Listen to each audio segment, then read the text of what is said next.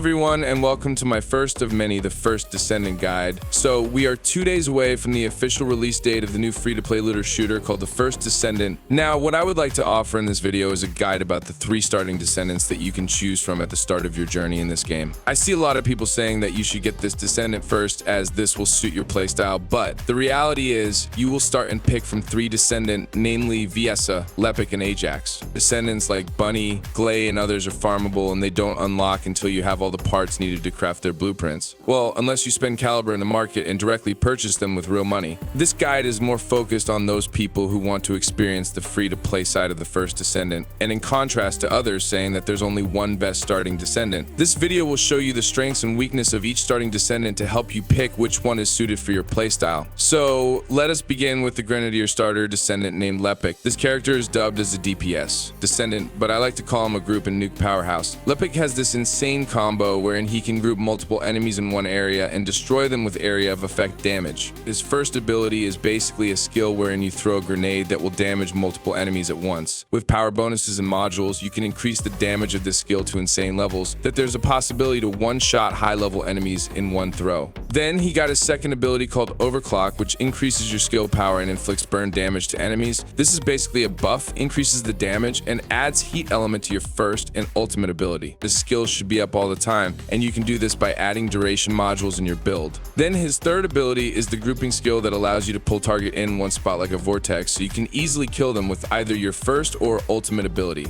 This ability is not only great for DPS purposes, but it's actually helpful in field missions like defense or even keeping the whole team alive. With the grouping mechanic, you can suck enemies in place, making them unable to do anything and susceptible to the team's damage. Just remember though that you can't pull special units and bosses with this ability, and it's more of like a vortex that segregates trash mobs from special units. Finally, his ultimate ability is called Overkill, which lets Lepic use his arm cannon weapon. The skill does massive damage to enemies, but it consumes your mana points continuously. This ability must be built for skill power and efficiency at start if you want to utilize it well in a real mission. The Descendant also has a passive wherein it's like a second wind passive that avoids you getting down when receiving fatal damage. This passive gives you the close call buff for a couple of seconds, allows you to become immune to any form of crowd control and damage, and increases your health recovery for a couple of seconds. You can actually increase the duration of the close call buff, but it's not that reliable though, as it has a very long cooldown. Also, you should know that this is only the basic form of Lepic, and there are unique skill mods for each Descendant that changes how you play Lepic once you have progressed, or farm it in specific missions such as the Void Intercept battles. Take note that these unique skills were available from the second crossplay beta of the game, and certain aspect of each unique skill modules might be changed in the final version.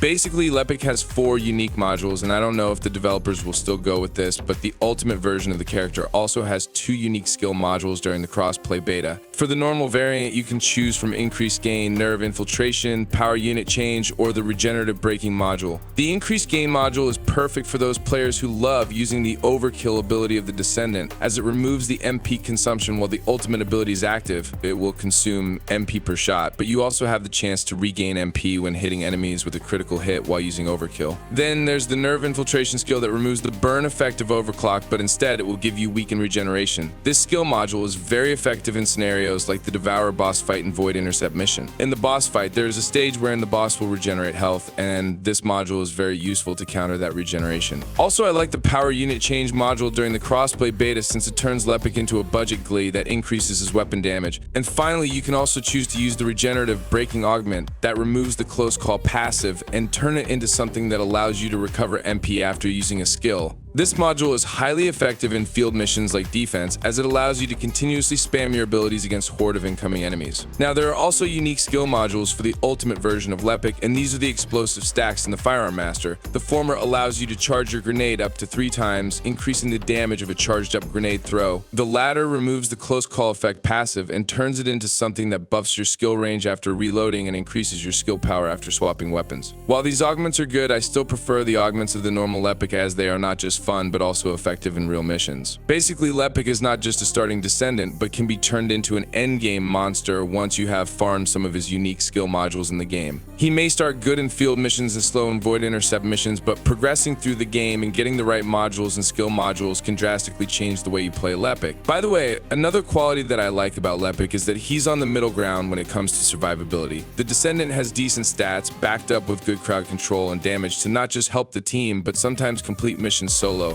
Lepic is more of a jack of all trades starting Descendant, and if you like what you see from this Descendant, then this might be a good starting option for you. However, hold that thought for now, as there are two other options. The next starting Descendant that we will be discussing is Ajax. Compared to Lepic, this Descendant is more of a specialist character, more inclined towards defense and keeping everything alive. However, like the first Descendant, this character's kit can be completely changed with the addition of unique skill modules, which we will discuss later. First, let's discuss his abilities, beginning with the Orbit Barrier skill that serves as a protective barrier that negates any incoming damage, and as well as reflects it to the attacker. When cast, this ability forms a rectangular barrier that's stationary in the ground, and it will protect everything that is behind it. Moreover, it will also reflect the damage to the attacker proportional to the damage received and the defense stat that the Descendant has to the attacker. So, the more defense you have, the better the reflect damage, and this also enhanced through Ajax passive, wherein if he acquires void energy per cast of his abilities, then it will further improve the reflect damage. His second ability is some sort of a slam attack, wherein you jump high and stomp the ground to stun and damage them. This ability is good with a unique skill module and can potentially nuke multiple enemies at once. But before we get into that, let's try to discuss first his third ability called Expulsion. This skill is basically what it says to be, and it allowed the Descendant to roar and release a pulse which will knock back enemies. With maximum void energy,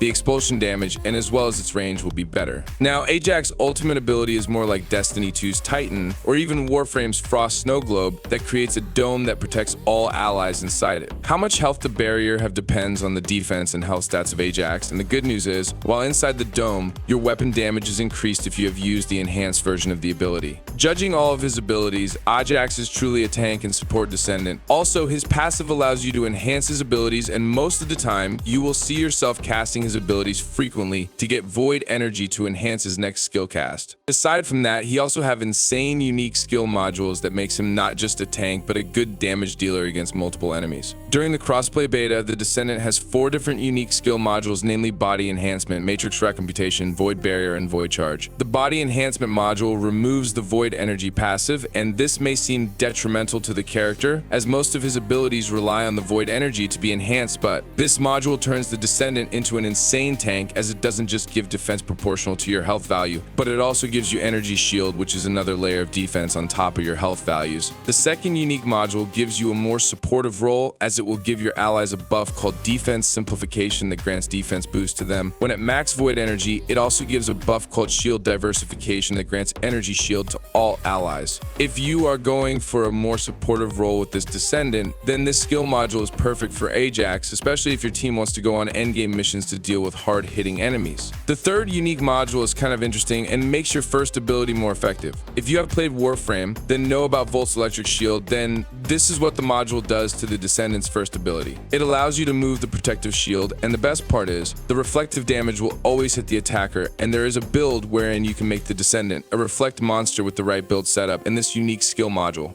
Another unique module that you should consider is the Void Charge module that grants increased damage to your stomp attack. Basically not just skill power, but also your defense will help increase the nuking power of your stomp when you have this augment. This is really a great skill in field defense missions, and I highly recommend using a build specifically tailored for this module. For my final thoughts on Ajax, I think you will like this Descendant if you prefer to play a tank character. This Descendant is tough to take down and can withstand huge damage against enemies. The best part is, that defensive mindset can be turned into offense with some of the unique modules that the Descendant has. You can share your tankiness with the team to survive endgame missions. If you prefer this kind of playstyle, then Ajax is the best starting Descendant for you. But if you want to explore more options, then you might want to listen to what I have to say about Viessa. I can say that Viessa is more like Lepic, but in a different way. Lepic can crowd control by grouping enemies, but Viessa is more focused on slowing down enemies. There will be a time that the slow can make enemies still, which makes them easier to target and kill. The best part is that slow debuffs of Viessa does affect void intercept bosses, which sometimes makes the whole fight a lot faster and easier. His first ability specifically can be very handy in boss fights, as you can shoot ice shards that deal damage and also slows down enemies once it hits and debuff them with the ice shackle. However, compared to the normal enemies, enemies, the slow duration in boss fights is shorter, but this can be optimized if you have a build wherein you can spam your abilities frequently. Now, the Ice Shackle effect wants you throw out more cold skill to the target, allowing you to slow them down significantly. So, not just her first ability, but you can also stack the Ice Shackle with her other abilities to slow target. Aside from that, Viessa is also your first taste of Bunny movement in the game. If you like what you saw in Bunny and want to somehow replicate it early in the game, then Viessa is a good choice since she has her second ability called Frost Road that not only leaves ice trails that slows down enemies, but it also increases your movement speed and energy shield while the ability is active. With duration and skill power, you can prolong this ability and give it more boost for more movement speed. Not as fast as Bunny though, but at least you have better movement compared to other starting Descendants. Moving on, she also got Cold Snap that creates ice puddles on the ground. Everything that steps on it will get the Ice Shackle debuff. And then her ultimate is called Blizzard, which can continuously damage enemies, slow them down with the Ice Shackle debuff, as well as lower their defenses. This is also a perfect skill in Void Intercept missions, which makes Viessa a good starting Descendant for boss killing. Now, aside from the Ice Shackle debuff, Viessa can also create floating orbs that can deal damage to enemies once you have reached a certain point of the Ice Shackle stage. To make it short, casting her abilities frequently will make ice shackles, hence creating orbs that can also deal damage. Now, just like Lepic, Viessa also has 4 unique modules for the normal variant and 2 skill modules for the ultimate variant. The normal Viessa, she got Cold-Bloodedness, Cold Snap Watch, Glacial Cloud, and Hypothermy. The first one is a little tricky as you cannot create Frost Road while moving, which is one of the best perks to crowd control enemies with the Descendant. But if you don't mind that, since you can always cast her other abilities, then using this skill module is a good option since it will decrease MP cost and skill duration, and as well as give you increased skill power. If you can build your Viessa with high MP efficiency, that she can spam her abilities well, then this skill module will have tons of benefits for your playstyle. The second module somehow allows your Cold Snap ability to linger on the ground for a couple of seconds, allowing you to apply ice shackles effectively and damage them over time. On the other hand, the Glacial Cloud module allows you to convert your third ability so you can throw the ability and spawn a blizzard wherever it lands. Finally, I was having a blast with the Hypothermy skill module. Although the Transcendent module removes the ice shackle mechanic wherein you slow enemies, it gets replaced with a damage over time effect in the form of an ice needle. Every time you cast an ability, you will trigger the passive at a certain stage and it turns the Descendant into a DPS monster. Basically, you are sacrificing crowd control with this skill module over more DPS, which is a good trade-off, especially at high levels in my opinion. For the ultimate version, Viessa also has exclusive skill modules, namely Absolute Zero and Cold Cohesion. The former removes the Ice Shackle slow debuff, but it grants you the ability to effectively spawn those ice spheres hovering and damage enemies. The latter is a skill module that increases the number of floating spears in the field. Based on my experience playing this Descendant in all the beta tests, I can say that Viessa is more of a crowd control character that can turn into a DPS machine with the right modules and unique skill modules. She may have lesser survivability compared to the other starting Descendants, but she